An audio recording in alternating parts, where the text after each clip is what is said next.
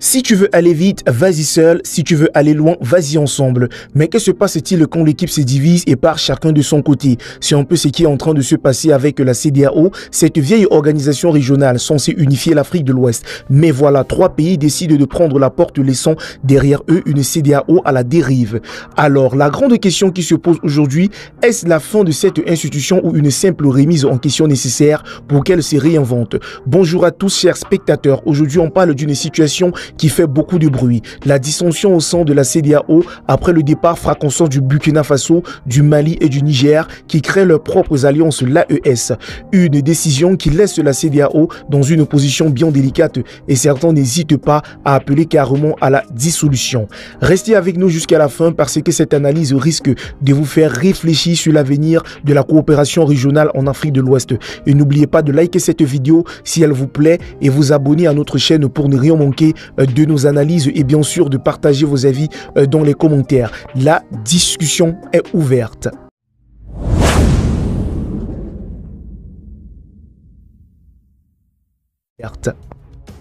Il y a des décisions qui, quand elles sont prises, secouent l'édifice comme un coup de balai dans une maison trop bien rangée. Le départ du Burkina Faso, du Mali et du Niger, de la CEDEAO, c'est un peu ça. Imaginez-vous un groupe d'amis réunis pour une soirée et tout à coup, 3 d'entre eux se lèvent et annoncent qu'ils partent. Pourquoi?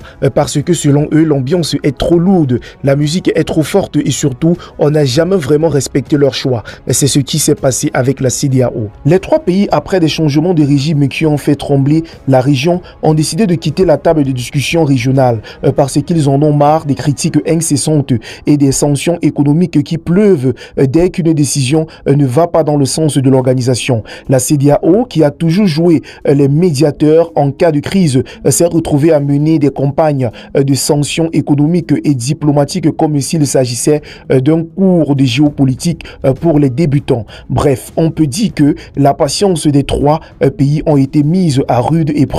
En décidant de fonder l'Alliance des États souverains AES, ces 3 nations ont lancé un message clair à la CEDEAO. Fini le temps des décisions imposées à la hâte. On veut une autre forme de coopération sans pression extérieure. C'est comme si à l'école tu avais toujours été dans la même équipe de foot, mais un jour, après plusieurs défaites injustifiées, tu choisis de créer ton propre club avec des règles que tu maîtrises. C'est un signal fort envoyé à la communauté internationale, un message disant « On n'a plus besoin de vous pour savoir ce qui est bon pour nous ». Le retrait de ces 3 pays a eu un effet domino dans la région. Il a secoué les relations diplomatiques perturbées, les équilibres économiques et a mis à nu des tensions latentes. Mais alors, est-ce que cette rupture fait de la CEDEAO une organisation obsolète ou simplement une institution à reformer? On pourrait se dire que la balle est désormais dans le camp des pays restants qui doivent se poser la question comment réagir face à cette nouvelle réalité. Mais cette réaction ne viendra pas sans heurts et c'est là où les choses se compliquent. En réponse à ce retrait, la CEDEAO a déployé des mesures de sanctions, mais avec quelle efficacité et surtout avec quel soutien des autres pays membres? C'est là que le débat s'intensifie et qu'une autre question se pose. Jusqu'où ces sanctions peuvent-elles réellement aller sans provoquer une rupture définitive? Transitionnons donc à la question suivante. Comment la CEDEAO, avec ces tensions croissantes, a-t-elle réagi face à cette fronde? Que pensent les autres États membres? Et surtout, comment cette division peut-elle impacter l'avenir de la coopération régionale en Afrique de l'Ouest? Ah, la CEDEAO, cette vieille institution qui, pendant des décennies, a joué le rôle de père de famille, toujours là pour gérer les crises et distribuer justement les bons conseils, comme un oncle bienveillant, mais parfois un peu trop autoritaire. Et voilà qu'un beau jour, 3 de ses enfants décident de prendre leurs affaires et de partir. En réaction de la CEDEAO, c'est d'abord lancé justement dans une série de déclarations indignées. C'est un peu comme si un parent disait « Tu veux partir? Très bien, mais n'attends pas de ma part de l'aide quand tu auras des problèmes. » En d'autres termes, la CEDEAO n'a pas fait dans la dentelle. L'ascension économique et diplomatique ont fusé. On a dit aux 3 pays « Vous voulez partir? Pas de problème, mais préparez-vous à en payer le prix. » Ces sanctions n'ont pas tardé à se faire sentir et la réaction de l'organisation régionale a été assez prévisible, comme un ancien élève qui se fait réprimander. La CEDEAO a agrandit justement la menace de couper l'accès aux ressources économiques, limitant ainsi les échanges et imposant des mesures punitives pour ramener ces pays dans le droit chemin. Mais ici, c'est là où ça devient intéressant, parce qu'en dépit des sanctions, le Mali, le Burkina Faso et le Niger semblent avoir pris un malin plaisir à afficher justement leurs indépendances et à poursuivre leur chemin sans se laisser intimider. En fait, ils ont probablement regardé les sanctions de la CEDEAO un peu comme une vieille tradition. Ah, encore des menaces? Pas de souci, on a l'habitude. Mais si pour certains, les sanctions pouvaient justement sembler justifiées, pour d'autres, elles sont perçues comme des actes dépassés et inefficaces. En effet, qu'est-ce que ces mesures ont vraiment changé? Pas grand-chose, si ce n'est de rajouter justement de l'huile sur le feu. Les critiques fusent désormais contre la CEDEAO. Les pays restants justement, en particulier ceux qui soutiennent la position de la communauté internationale, doivent maintenant faire face à des doutes croissants quant à la légitimité de leur organisation.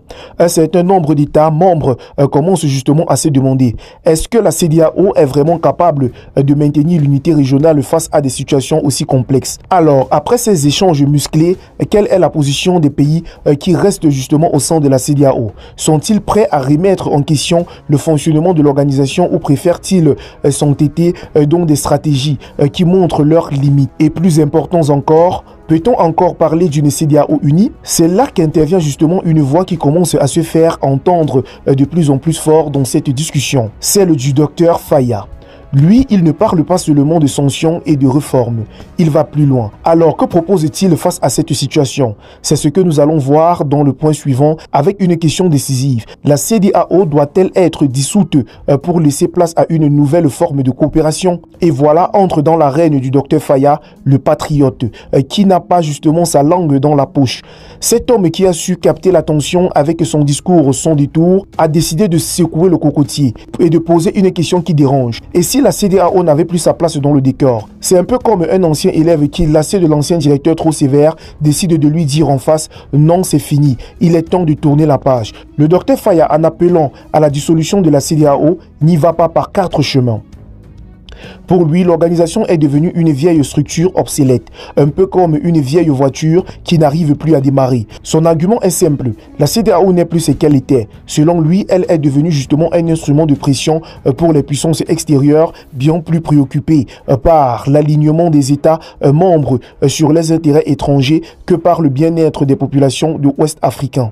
Il évoque une CEDEAO qui aurait oublié sa mission de soutenir l'unité régionale pour se concentrer sur des actions punitives. Faya, lui, préfère parler de souveraineté, de dignité des nations, de relations respectueuses entre l'État. Il ne cache pas son mécontentement face à ce qu'il considère comme une forme d'ingérence internationale. Imaginez un seul instant la scène. Le docteur Faya, devant ses partisans, lance un appel vibré, un peu comme un chef de village qui déclare qu'il est temps de passer à autre chose. Il est temps de libérer l'Afrique des carcans externes. Si on le suit, la dissolution de la CEDEAO serait le premier pas pour créer une nouvelle forme de coopération où les pays africains seraient maîtres de leur destinée sans pression extérieure. Une vision ambitieuse, certes, mais qui résonne chez ceux, mais qui en ont assez de voir des décisions prises à des milliers de kilomètres des réalités du terrain. Ce discours ne manque pas de faire réagir. En effet, au-delà de l'idée de la dissolution, la question de la souveraineté et de la nécessité de réformer justement la coopération régionale prend une place centrale dans le débat. Le docteur Faya propose d'envisager une CEDEAO nouvelle fondée sur le respect des principes d'autodétermination et de respect des spécificités des États membres. C'est une vision qui, selon lui, pourrait redonner justement à la région une dynamique plus authentique et plus forte. Ce n'est pas tout. Derrière cet appel à la dissolution se cache aussi une grande interrogation. Que se passe-t-il après? Que ferait l'Afrique de l'Ouest si la CEDEAO venait à disparaître? Est-ce que l'AES serait la solution miracle ou ne risquerait-elle pas de créer une autre forme de division encore plus marquée? Avant de répondre à ces questions, il est nécessaire de poser une dernière. Jusqu'où la CEDEAO est-elle prête à aller pour se réinventer justement ou s'adapter à cette nouvelle réalité?